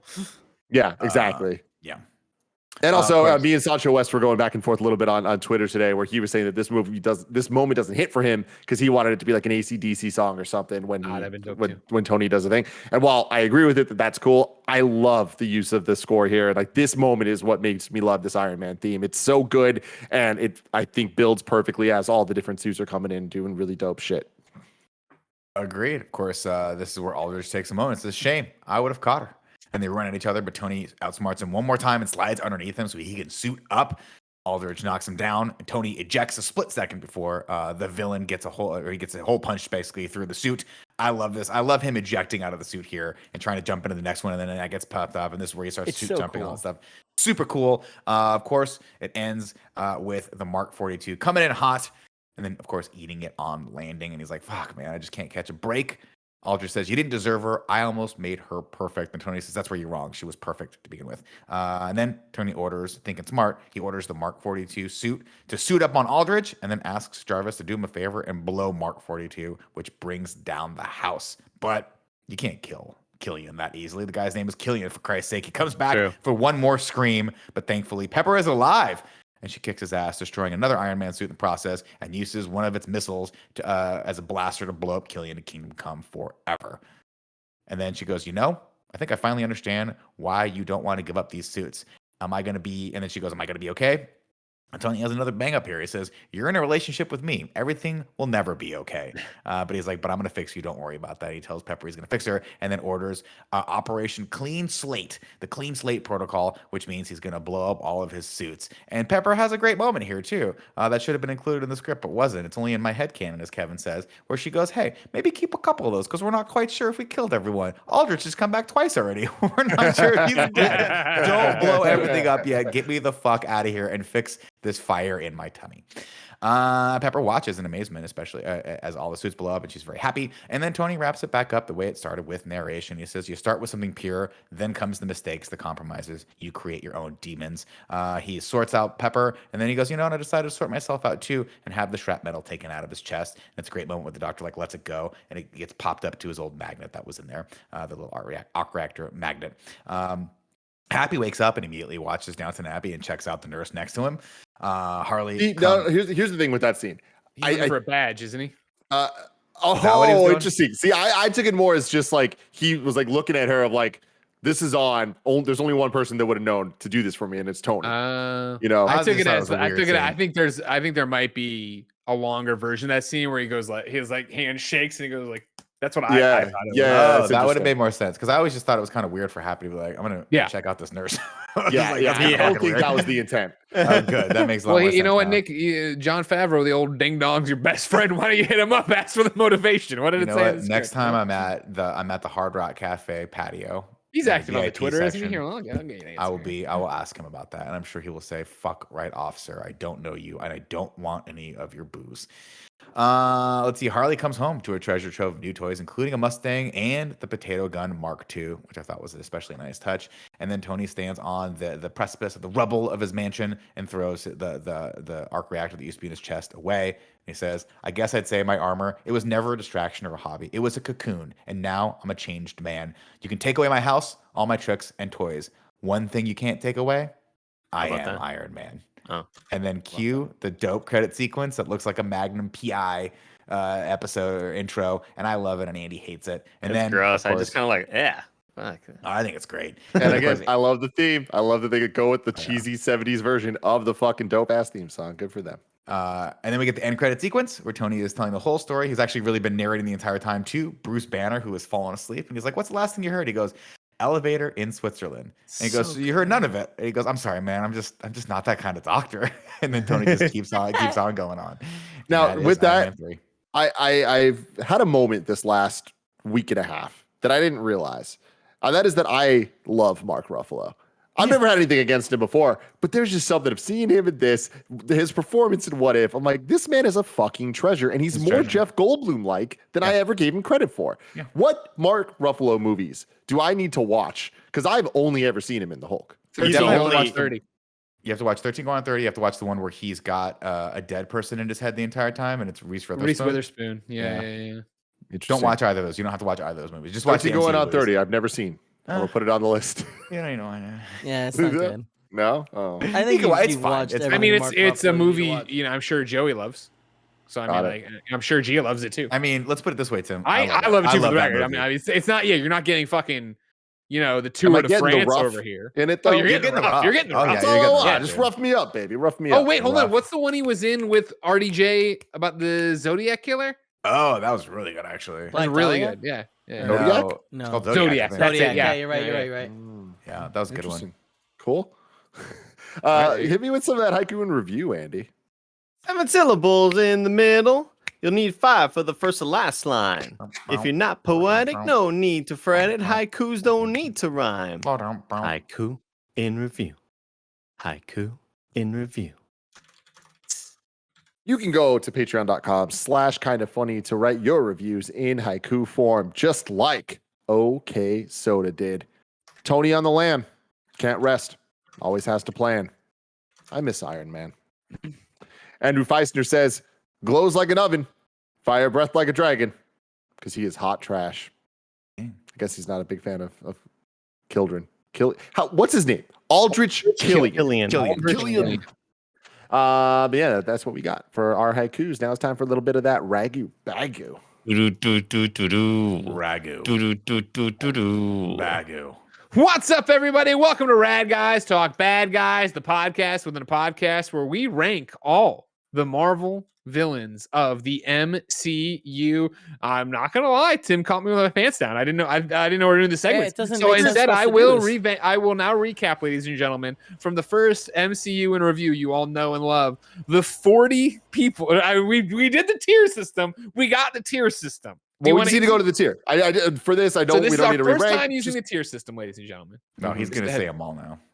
No, I'm down to do it your way. I'm down. You know, you can have it your way, Mr. Venkman. I'll go. Yeah, you know, there you go. Right now, we had Mandridge. It works. Mandridge. The Mandarin / Aldrich at number 25, placing them in the top of the D tier, meaning that above them is number 24, the Vision from Solo. Below them, number 26, Obadiah Stane. Number 27, Franco Malfoy / Taskmaster from Black Widow. Number 28, Loki from Thor, and then 29, Flag Smasher / John Walker from Captain America and the Winter Soldier. That's or Falcon Winter Soldier. That's all the D tier for you. Yeah, it feels right to me. Like rewatching this, I think that like I said earlier, it's like every time I rewatch it, I like it more than the last time. I think the villain plot is one of the things that maintains really low for me. I think the Mandarin twist is really cool, but I think that the man behind the plan makes it significantly less interesting, and that's kind of what makes the end of this kind of feel a little whatever. I would say like at least Guy Pearce brings something to it, and it's something different than the Justin Hammer, because we've already seen sort of like the wannabe rivalry, but like Guy Pearce, like, oh, he actually seems kind of formidable, whereas Justin Hammer just is like kind of a toolbox the entire time. But I would also agree that by the time you get to the end of it, you're like, it reads a bit more generic than I would have liked it to have read. Mm-hmm. Anyone else have any thoughts? I leave him where he is. It's fine. I don't see any reason to shake it up. You know what I mean? And that's not what we're doing either. We're just discussing. we the can't. play. Yeah, right? no, just discussing. For the record, too, I have dynamics. tweeted at Jon Favreau. I said, "Hey, Jon Favreau, at the end of Iron Man 3, when Happy wakes up, why does he look at the nurse the way he does?" I say because Happy was looking for a badge or about to tap his chest to indicate badge. Nick and Tim have different takes. Thanks. I then follow up to my own tweet and say, "Bonafide Black, who's Shane Black and Robert Downey Jr. Let me know if you know." And I have not gotten a response from Shane Black or RDJ yet. But We'll wait on it. Keegan, a guy named Keegan, responded to the first tweet with a sentence that doesn't make sense to me. I thought it was implied the woman on the TV was the nurse looking after. If you are Keegan, think before you tweet. Just everybody slow Jesus. down. I understand there's a tweet from Greg Wait. Miller. You get all excited, but Was the nurse don't- one of the people in Downton Abbey? No, he's Keegan got- saying Keegan just woke up and a mule immediately kicked him in the head. And then he saw the tweet and he tried to respond the best he Okay. could. He's like, bah, bah, bah, bah, on the Okay. keyboard. He doesn't know I what's think that's happening. actually a little bit more of a that makes more sense. He got kicked in the head. Mule. Got it. I thought it was implied the woman on the TV. was the no, nurse I looking- mean, I think we nailed it. Like, especially when you go around what's going on with other placement, it's like it's spot on. He's top of that list.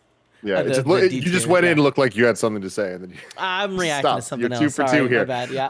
Now, Kev, can you bring up the rankings just so we can see where it ranked and see how we feel about that? Currently, it's coming in at number 23. So underneath Age of Ultron, First Avenger, and then it goes Iron Man 3. And then the bottom of the list, Hulk, Thor, and then Thor 2, Dark World. Having rewatched this, how do you feel about that? I really think that it. So there's some. I still think that its placement is pretty accurate, except for I feel like I would put Iron Man 2 underneath it, and just move. Oh man, I don't know. I guess that's tricky. I feel like First Avengers is really low. I think this is better than Iron Man 2 and Age of Ultron, but not better than First Avengers. So that's kind of where my issue right there. It's wild that if you say, yes, this Iron Man 3, we have it ranked 23 out of 26. That makes it seem like a really shitty movie. And it's not. Yeah. Like, it's definitely not a bad movie. I just don't know if I would end up putting it over those, because I think that if I know for a fact that if I watched Age of Ultron, in fact, I rewatched it like 2 months ago or something like that, and I still come away from that movie finding a lot to enjoy, even though I don't love the overall sort of story and moments in it. I think it is accurately placed. It seems a lot lower than it should be, but I think it's still a damn fine movie, you know? See, right now, I feel like you look at it in regards to First Avenger, I think it's better than First Avenger. And I actually think like I enjoy it either as much or more than I did watching Black Widow in theaters. So I think it's actually pretty low on the list. I think we could, if we were going to re-rank, I would bump that probably up to at least the 20 spot. Yeah, so the hodgepodge of all the things, right? So it's like for me, I'm echoing a lot of people here, where I think for me the cutoff would be, well, that's a weird way to say it, I guess. I would keep First Avenger, Captain America, the First Avenger, in front of Iron Man 3, and I would move both of them up to be right below Black Widow, bumping Iron Man 2 and Age of Ultron down. Yeah, I think That's exactly what's what I interesting here is like, we've always talked about the tier lists for these movies. And I think that it's in the right tier. It's not in the spot I would put it. I put it a little bit higher, but I do think that it belongs with the Age of Ultron's, First Avenger, Black Widow, like maybe even all the way up to like Captain Marvel area.